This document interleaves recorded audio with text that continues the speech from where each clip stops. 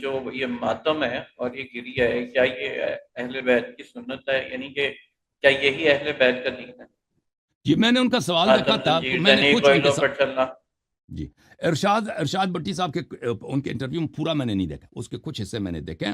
وہ یہ کہہ رہے تھے. سوال یہ تھا ہاں کہ جو سوال جی کچھ سر بولیں. میں آپ کو بتاتا ہوں، جو کچھ آپ لوگ کر رہے ہیں، یعنی کہ جو کچھ ہے یہ شیعہ حضرات کرتے ہیں جس نسبت سے جانے جاتے ہیں، کیا یہ اہل بیت دیکھ کر خوش ہوتے ہوں گے، یا یہ ان کا دین ہے، یا یہ وہ ساری زندگی کرتے ہیں؟ یعنی کہ ماتم، وہ کہہ زنجیر رہے تھے زنی، کہ کوئلوں پر چلنا، کالا ہاں لباس بالکل. پہننا.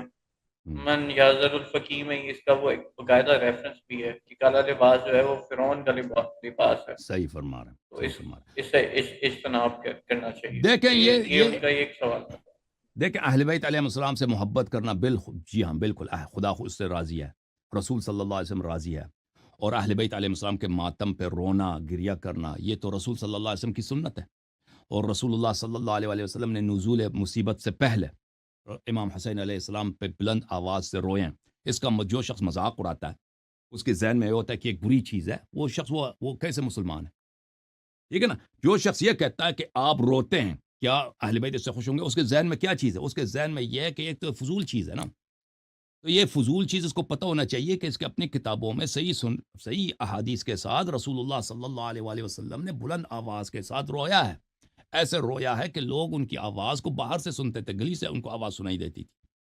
اور یہ اس وقت کی بات ہے جب امام حسین علیہ السلام ان کے گود میں ہوتے تھے، ابھی کھیل رہے ہوتے ہیں. امام حسین علیہ السلام کی شہادت کو یاد کر شہادت سے پہلے ان کی شہادت کو یاد کر کے رسول صلی اللہ علیہ وسلم اس طرح روتے تھے.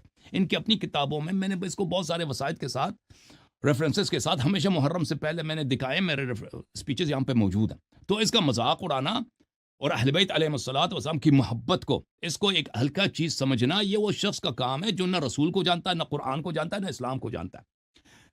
جہاں تک رونے کی بات ہے، دوسرا جو سینہ زنی ہے یا زنجیر زنی ہے، اس کے متعلق اہل بیت طاہرین علیہ السلام کا ارشاد یہی ہے، دیکھیں کہ ہماری غم میں تم بے چینی کا، بے قراری کا اظہار کرو، اپنا بے قراری ظاہر کرو. وہ شخص جس کے دل میں محبت رسول صلی اللہ علیہ وسلم ہے، محبت اہل بیت علیہ السلام ہے، وہ جب یہ داستان سنتا ہے کہ اہل بیت علیہ السلام کے خیمے جل گئے، ان کے بچے جو ہے پیاسے تشنہ لبوں کے ساتھ، ان کے خلاصہ ان کے ساتھ کیا ظلم، میں لوگوں کو ابھی نہیں رلانا چاہتا اور لوگوں کو بے قرار نہیں کرنا چاہتا. ان کے ساتھ وہ ظلم ہوا ہے جو بیان کرنے کے لائق ہی نہیں ہے.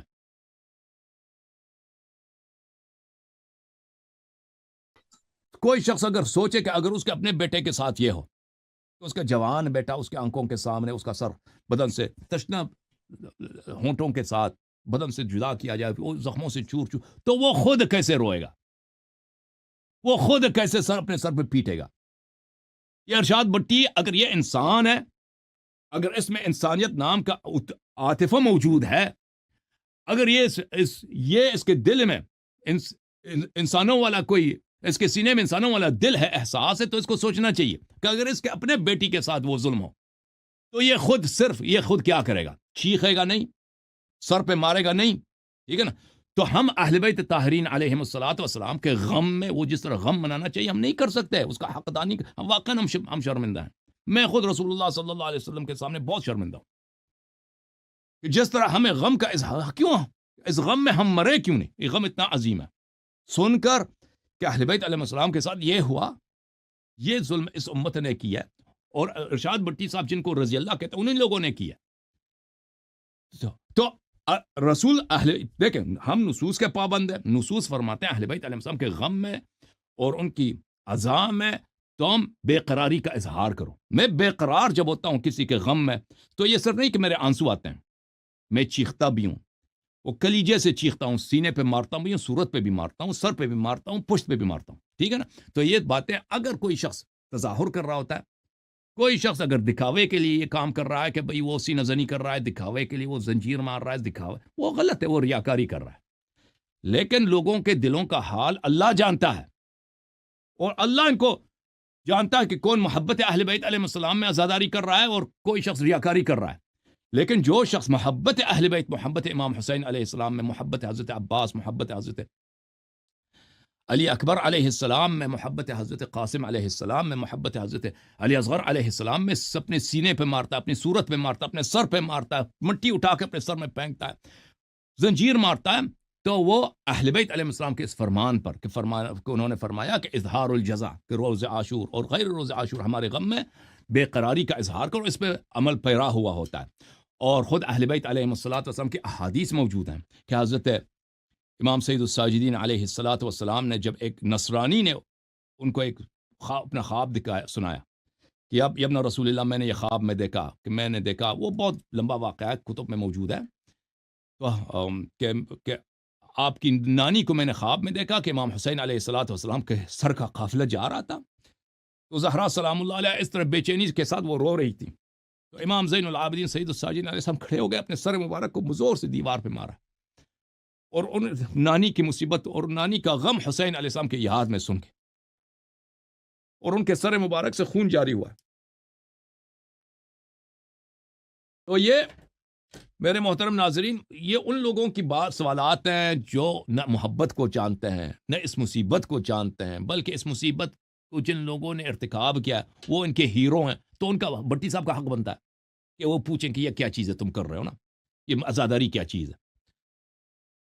یہ جس بیک گراؤنڈ سے آ رہا ہے اور جس منظر سے وہ دیکھ رہا ہے، ہم جانتے ہیں کہ وہ کیوں یہ سوال کر رہا ہے، لیکن اگر ایک شخص انسان ہے اور اس واقعے کو انسانیت کے نقطۂ نظر سے دیکھے، اسلام کو چھوڑے صرف انسانیت کے نقطۂ نظر سے کہ ایسی مصیبت میں کیسے رویا جائے، تو وہ یہ سوال نہیں کرے گا کہ کیوں ایسے روتے ہو تم، پھر وہ سمجھ جائے گا کہ یہ صحیح کر رہے ہوتے ہیں کیونکہ مصیبت اتنا عظیم ہے۔ لیکن جب اسلام کے دائرے سے دیکھتے ہیں کہ یہ تو وہ افراد ہیں جن کی محبت کل ایمان ہے، تو پھر تو کوئی یہ سوال کر ہی نہیں سکتا جی، پھر یہی ہوگا کہ ہم شرمندہ ہیں، یا رسول اللہ ہم شرمندہ ہیں کہ ہم نے عزاداری کا حق، محرم آیا محرم گیا، عاشور آیا عاشور گیا، ہم نے حق ادا نہیں کیا، جس طرح ہمیں رونا چاہیے تھا، جس طرح ہمیں بے چین ہونا چاہیے تھا اس مصیبت میں، ہم ادا نہیں کر سکے یا رسول، کبھی ادا نہیں کر سکے یا رسول اللہ، آپ اپنے کرم سے ہمیں معاف کیجیے۔ جی سر بولیں مزید۔ سر آپ نے ایک بڑی اچھی، اچھا ایک اور چیز انہوں نے پوچھا ہے نا کالا کپڑے پہننے کا، کہ یہ دیکھیں یہ کالا کپڑا پہننا رسول صلی اللہ علیہ وسلم کے زمانے سے مصائب میں یہ رواج تھا، ان کے احادیث ان کے اپنی کتب میں صحیح اسانید کے ساتھ موجود ہے کہ یہ مذاق اڑا رہے ہیں۔ دیکھیں فرعون کا علامہ صاحب نے اچھا جواب دیا، شہنشاہ نقوی صاحب نے اس شخص کو بہت اچھا جواب دیا کہ دیکھیں جو شخص ریگولرلی، وہ اپنا یونیفارم تھا نا یہ فرعون کا، بنی عباس کا یونیفارم ہی بلیک کلر تھا، یونیفارم بناتا ہے بلیک کلر، یہ غلط ہے، لیکن کسی مقصد کے لیے اگر کالا لباس پہنا جائے وہ غلط نہیں ہے۔ یہ کتاب مسند احمد بن حنبل بتحقیق شیخ حمزہ احمد الزین، چاپ دار الحدیث القاہرہ، یہ جلد نمبر ہے 18، یہاں پہ ملاحظہ کریں صفحہ نمبر 558 ہے، حدیث نمبر ہے 27341۔ اسماء بنت عمیس کہتی ہے کہ جب جعفر طیار علیہ السلام کی شہادت ہوئی، اتانا نبی صلی اللہ علیہ وسلم، نبی کریم صلی اللہ علیہ وسلم ہمارے گھر آئے، اسماء جناب جعفر علیہ السلام کی وائف تھی، آپ کے شوہر کا انتقال، شہادت ہو گئی، تو وہ آ گئے ہمارے گھر، فرمایا قومی، کڑی ہو جائیں آپ، البسی ثوب الحداد 3، 3 دن آپ نے کالے لباس پہنے، آپ کی شوہر کی شہادت ہو چکی ہے، 3 دن آپ نے کالے لباس پہنے، ثم اصنعی ما شئت، اس کے بعد آپ جو مرضی کریں، 3 دن تک آپ نے کالے لباس پہنے۔ اچھا یہ ثوب الحداد کس کو بولتے ہیں؟ یہ تہذیب اللغہ ہے لأبی منصور محمد ابن احمد الازہری، جزء 12، صفحہ نمبر 436 میں ملاحظہ کریں، اسماء ابن عمیس کی حدیث، لما اصیب جعفر امرنی رسول اللہ صلی اللہ علیہ وآلہ وسلم فقال تسلبی 3 ثم اصنعی ما شئت۔ تسلبی سے کیا مراد ہے؟ ای البسی ثیاب الحداد السود، حداد بولتے ہیں مصیبت، تسلبی کا کیا مطلب ہے؟ یعنی آپ مصیبت کے اور عزا کے کالے لباس 3 دن تک پہن لیں۔ اچھا یہ کتابیں نہیں ہیں، یہ کتاب صحاح ہے، تاج اللغہ و صحاح العربیہ، جوہری صاحب کی بہت مشہور معروف بہترین کتاب ہے۔ والحداد ایضا ثیاب المعتم السود، وہ احمد کا آپ نے حدیث دیکھا نا، البسی الحداد ثوب الحداد ثلاثا، رسول صلی اللہ علیہ وسلم نے اس سے فرمایا کہ 3 دن تک آپ نے حداد کے کپڑے پہنے. حداد کس کو بولتے ہیں؟ ثیاب المعتم السود، ماتم کے کالے کپڑے، اس کو حداد بولتے ہیں. لسان العرب لابن منظور الافریقی جلد نمبر 3 چاپ دار الصادر، یہاں پہ ملاحظہ کریں میرے محترم ناظرین، والحداد ثیاب المعاتم السود، یہ کالا کپڑے پہننے کو کہتے ہیں. اچھا، اس کے علاوہ میں آپ کی خدمت میں عرض کروں کہ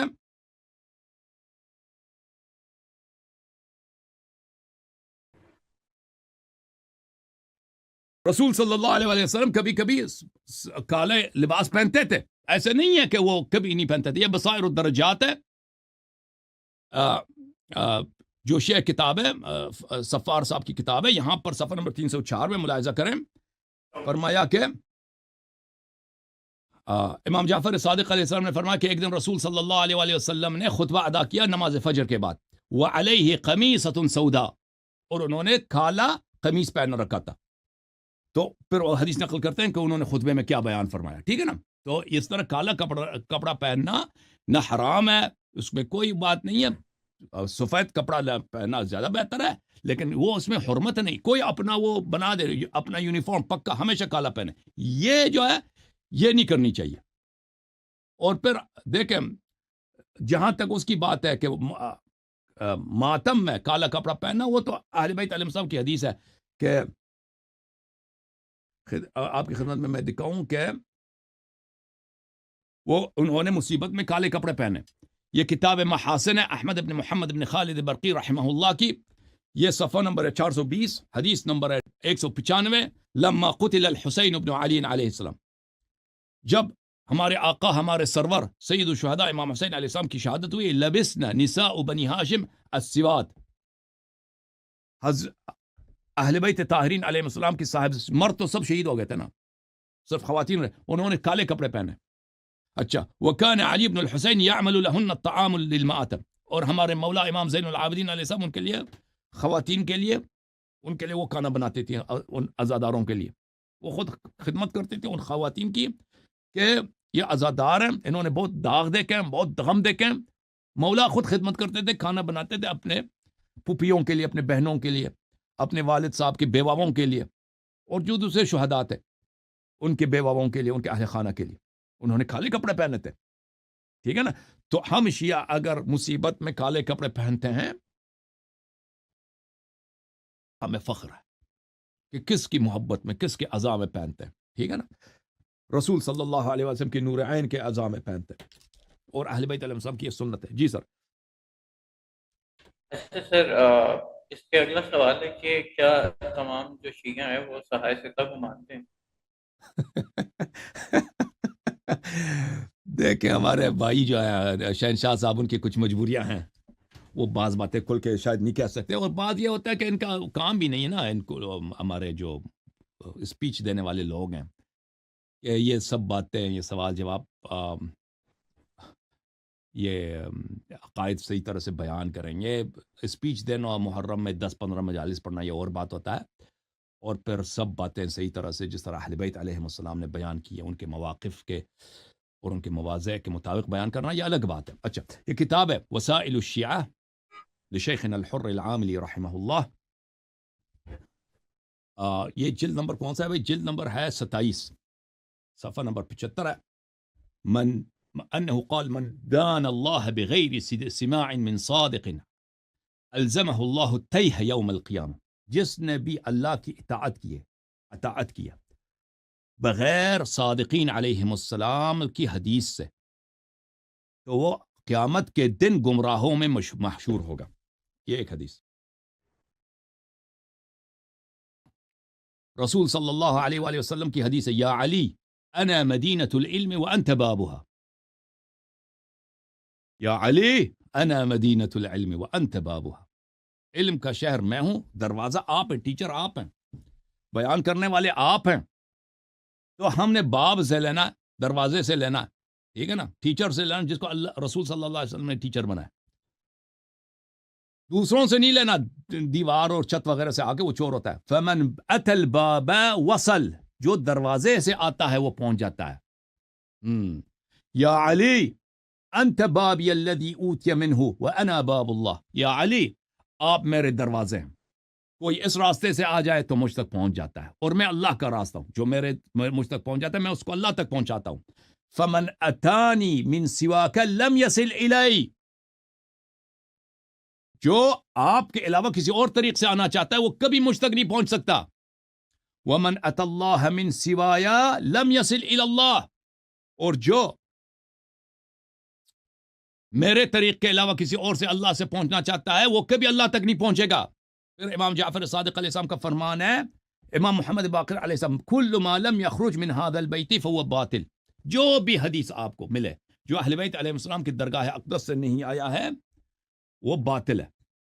یہ کتاب اختیار معرفت الرجال لشیخنا الکشی رحمہ اللہ، یہاں پر یہ حدیث ملاحظہ کریں ہمارے آقا امام کاظم علیہ السلام سے، لا تأخذن معالم دينك من غير شيعتنا فإنك إن تعديتهم أخذت دينك عن الخائنين.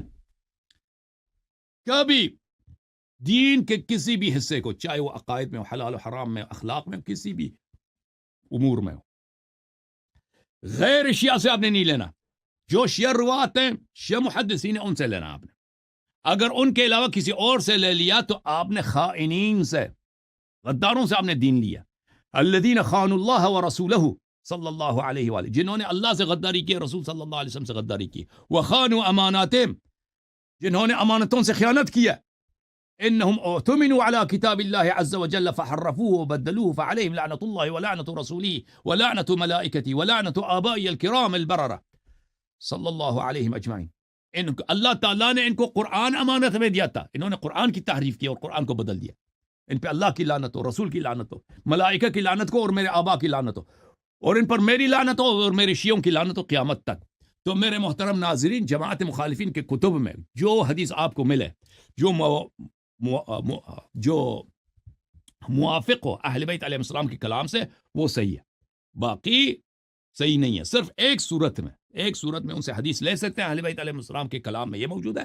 اگر کسی مسئلے میں آپ کو اہل بیت علیہ السلام سے کوئی حدیث نہ ملے تو آپ جماعت مخالفین کے کتب میں ان احادیث پر جنہوں نے ان کو امیر المؤمنین علی علیہ السلام سے نقل کیا، مثلا وضو کا مسئلہ ہے، یا طلاق کا مسئلہ ہے، یا فرض کریں خرید و فروخت کا کوئی مسئلہ ہے، جو اس میں آپ کو شیعہ حدیث نہیں، اہل بیت علیہ السلام کی کوئی حدیث نہیں ملتی، تو آپ ان کے کتب میں وہ حدیث اگر وہ امام علی علیہ السلام سے نقل کریں اس پہ آپ عمل کر سکتے ہیں. یہ اہل بیت علیہ السلام کا فرمان ہے اور کسی طرح ان کے سے احادیث لینا جائز نہیں ہے. جی سر. ٹھیک ہو گیا، آپ نے اس کے اوپر نا بہت اچھا تفصیل بتا دیا.